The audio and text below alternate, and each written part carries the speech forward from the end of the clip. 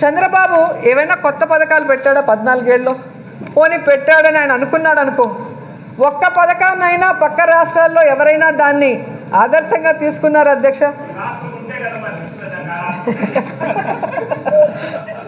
ఎందుకంటే అధ్యక్ష, శాసన మండలిలో ఈ నిప్పునాయుడు కొడుకు పప్పునాయుడు ఉన్నాడు. ఈయన రాకపోయినా పప్పునాయుడు శాసన మండలిలో కూర్చొని అంటాడు అధ్యక్ష, అసలు అమ్మఒడి అబద్ధం అంట అధ్యక్ష. అధ్యక్ష, ఈరోజు పప్పు గారికి నేను చెప్తున్నాను ఈ సభ ద్వారా, ఈ రాష్ట్రంలో బిడ్డల్ని బడికి పంపిస్తున్న అమ్మల్ని అడుగయ్యా, అమ్మఒడి ఉందా లేదా అని నీకు అప్పుడు చెప్తారు అని. ఈయన ఏదో మాట్లాడాలనుకొని ఏదో మాట్లాడుతుంటాడు అధ్యక్ష లోకేష్. అందుకే ఆయనకు చెప్తున్నాను, జగనన్న ఆలోచనల్ని నువ్వు అందుకోవాలంటే మరో జన్మ ఎత్తాలి లోకేష్ అని కూడా ఈ సందర్భంగా తెలియజేసుకుంటున్నాను అధ్యక్ష. ఎందుకంటే అధ్యక్ష, జగనన్న ఆలోచనలు ఆదర్శనీయం, ఆయన ఆచరణ అనుసరణీయం, ఆయన ముందు చూపే రేపటి ముందడుగు అధ్యక్ష. అందుకే అధ్యక్ష, ఆకాశంలో స్టార్లెన్ని ఉన్న పొలిటికల్ సూపర్ స్టార్ ఈ దేశంలో ఎవరైనా ఉన్నారు అంటే అది జగన్మోహన్ రెడ్డి గారని గర్వంగా చెప్పగలను అధ్యక్ష. అధ్యక్ష,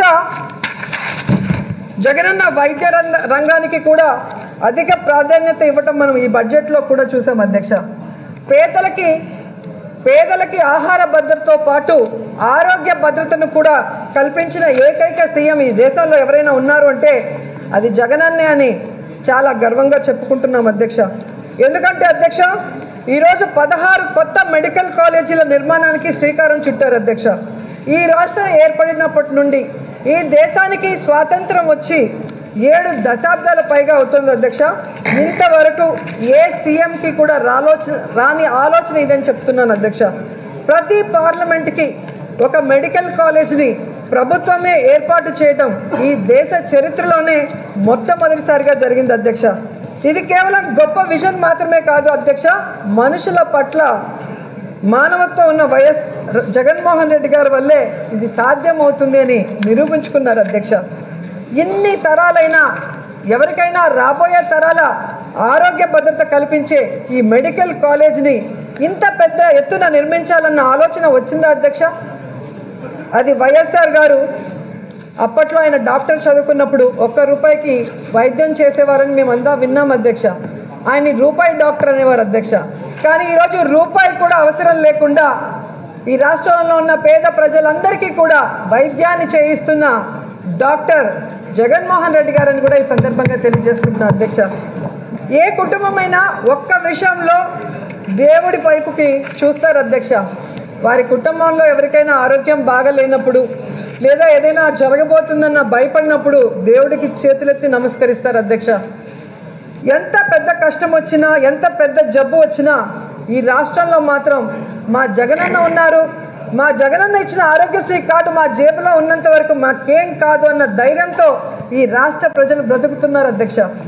అధ్యక్ష, వైద్య రంగం కోసం ఇక్కడే కాదు అధ్యక్ష, ఈ రాష్ట్రంలో చర్చ జరిగినా, ఏ యూనివర్సిటీలో చర్చ జరిగినా లేదా ఏ వేదిక పైన చర్చ జరిగినా అక్కడ పేదలకి ఉచితంగా కార్పొరేట్ వైద్యం అందిస్తున్న, ఇంత గొప్ప వైద్య రంగంలో మౌలిక వసతులు కల్పిస్తున్న జగన్మోహన్ రెడ్డి గారి గురించే చర్చిస్తారు అధ్యక్ష. అందులో ఎలాంటి సందేహం లేదని కూడా తెలియజేసుకుంటున్నాను అధ్యక్ష. 3 దశాబ్దాలుగా రాని మార్పుని వైద్య రంగంలో ఈ 3 ఏళ్లలోనే జగన్మోహన్ రెడ్డి గారు తీసుకొచ్చారు అధ్యక్ష. ఆరోగ్యశ్రీని విస్తరించి 95% ప్రజలకి వర్తించేలా చేసిన ఘనత మన జగన్మోహన్ రెడ్డి గారిదే సార్. గతంలో మీరు చూస్తే కేవలం 1000 చికిత్సలు మాత్రమే ఉంటే ఈరోజు 2600 ప్రొసీజర్లని వర్తింపజేస్తున్నారు జగన్మోహన్ రెడ్డి గారు అధ్యక్ష. కుయ్యం అంటూ 108 వెళ్తుంటే మనందరికీ వైఎస్ఆర్ గారు గుర్తొచ్చేవారు అధ్యక్ష. అలాంటిది జగనన్న ముఖ్యమంత్రి అయ్యాక దాదాపుగా 1100 అంబులెన్స్లు ఒకేసారి తీసుకొచ్చారు అధ్యక్ష. అంతేకాకుండా గ్రామాన హెల్త్ క్లినిక్లు తీసుకొచ్చారు. రాష్ట్రం ఏర్పడినప్పటి నుంచి ఇప్పటి వరకు 11 టీచింగ్ ఆసుపత్రులు ఉంటే ఈరోజు 16 ఏర్పాటు చేస్తున్నారు అధ్యక్ష. అలాగే నాడు నేడులో దాదాపుగా 16,000 కోట్లు ఖర్చు చేసి ఆసుపత్రుల రూపురేఖలు కూడా మారుస్తున్నారు అధ్యక్ష. ఈరోజు చరిత్రలో లేని విధంగా 39,000 మంది డాక్టర్లని నర్సులని కూడా నియమిస్తున్నారు అధ్యక్ష. ఇవన్నీ ప్రజల ఆరోగ్య భద్రత కోసమే మన జగనన్న చేస్తున్నారు అధ్యక్ష. ఇన్ని రంగాల్లో విప్లవాత్మక మార్పులు తెచ్చి పరిపాలన అంటే పబ్లిసిటీ కాదు క్రెడిబిలిటీ అని నిరూపించిన నాయకుడు జగన్మోహన్ రెడ్డి గారు అధ్యక్ష. ప్రజలకి ఏది అవసరమో అది ఇచ్చారు కాబట్టే మన రాష్ట్రం వృద్ధి రేటు దేశ వృద్ధి రేటు కంటే అధికంగా ఉంది అధ్యక్ష. గతానికి ఇప్పటికీ ఎంత మార్పు వచ్చిందో మనం ప్రజల్లోకి పల్లెల్లోకి పట్టణాలకు వెళ్తే స్పష్టంగా కనిపిస్తుంది అధ్యక్ష. నాడు నేడు మన ప్రభుత్వ బ్రాండ్ అధ్యక్ష. నాడెలా ఉందో నేడెలా ఉందో మనం ఆ రెండు కంపేర్ చేసుకొని చూస్తే తెలుస్తుంది అధ్యక్ష. జగనన్న పరిపాలన ఎంత సూపర్గా ఉందో ప్రతి ఒక్కరు కూడా తెలుసుకోవచ్చు అధ్యక్ష. నాడు మీరు చూస్తే నారావారి నయవంచన పాలన చూశారు అధ్యక్ష. కానీ నేడు జగనన్న నవరత్నాల పాలన మనం చూస్తున్నాం అధ్యక్ష. నాడు 87,000 కోట్లు రైతులకి ఎగ్గొట్టిన పరిపాలన చూస్తుంటే నేడు రైతుకు భరోసానిచ్చి గిట్టుబాటు పెట్టుబడి నుండి గిట్టుబాటు వరకు అండగా నిలిచిన పరిపాలన చూస్తున్నాం అధ్యక్ష. నాడు బీసీల తోకల్ని కత్తిరిస్తామన్న అహంకారి పరిపాలన చూస్తే ఈరోజు బీసీలకి బ్యాక్ బోన్గా నిలిచిన జగనన్న పరిపాలన చూస్తున్నాం అధ్యక్ష. నాడు 6,000 పాఠశాలని మూసివేసిన ముఖ్యమంత్రిని చూస్తే నేడు 6.5 లక్షల పిల్లలు ప్రభుత్వ పాఠశాలలో చేరే విధంగా నాడు నేడు ద్వారా బడుల్ని ఏ విధంగా తీసుకొచ్చిన ముఖ్యమంత్రిని చూస్తున్నాం అధ్యక్ష. నాడు అక్కా చెల్లెలను ముంచేసిన ముఖ్యమంత్రిని చూస్తే నేడు అక్కా చెల్లెలకి ఆస్తినిచ్చి అభయమిచ్చి ఆకాంక్షలు నెరవేర్చిన ముఖ్యమంత్రిని చూస్తున్నాం అధ్యక్ష. నాడు ఆడపిల్లలు పట్టపగలే నడవలేని నయవంచన పాలన నరకాసుర నారావారి పాలన చూస్తే నేడు దిశతో భరోసానిచ్చి ఆడపిల్లలకి ఆత్మస్థైర్యాన్ని ఇచ్చిన పరిపాలన చూస్తున్నాం అధ్యక్ష. నాడు పసిపిల్లల్ని ఎలకలు కొరికే ప్రభుత్వ ఆసుపత్రులను చూసాం అధ్యక్ష.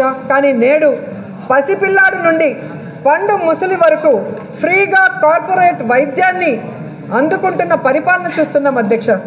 నాడు బాబు వస్తే జాబ్ వస్తుందని ఇంటిగా ఉద్యోగం ఇస్తామని ఊదరగొట్టి యువతకి అన్యాయం చేసిన ఊసరవెల్లి ప్రభుత్వం చూసాం అధ్యక్ష. కానీ నేడు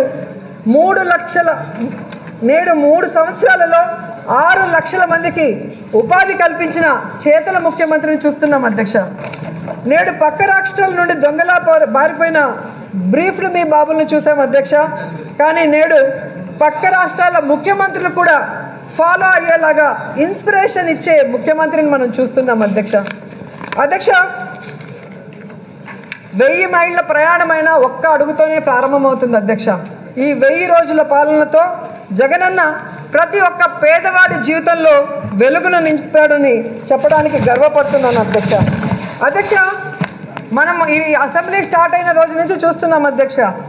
ఎన్ని క్వశ్చన్స్ వాళ్ళకున్నా కూడా టీడీపీ వాళ్ళు వాటి గురించి పట్టించుకోకుండా ఏ విధంగా అనవసర రాద్ధాంతం చేస్తూ మహిళలకి జగన్మోహన్ రెడ్డి గారు అన్యాయం చేసేస్తున్నారు, వాళ్ళ జీవితాలని పాడు చేస్తున్నారు అన్నట్టుగా వాళ్ళు లేనిపోని నీతిమాల రాజకీయాలు చేయాలన్న ప్రయత్నం మనం చూసాం అధ్యక్ష. అసలు జగనన్న ప్రభుత్వంలో మహిళలు ఎంత గొప్పగా గౌరవించబడుతున్నారంటే పదవుల్లో సగభాగం ఇవ్వడమే కాదు, పథకాల్లో 84% ఇచ్చిన ముఖ్యమంత్రి ఈ దేశంలో ఎవరైనా ఉన్నారు అంటే అది జగనన్న మాత్రమే.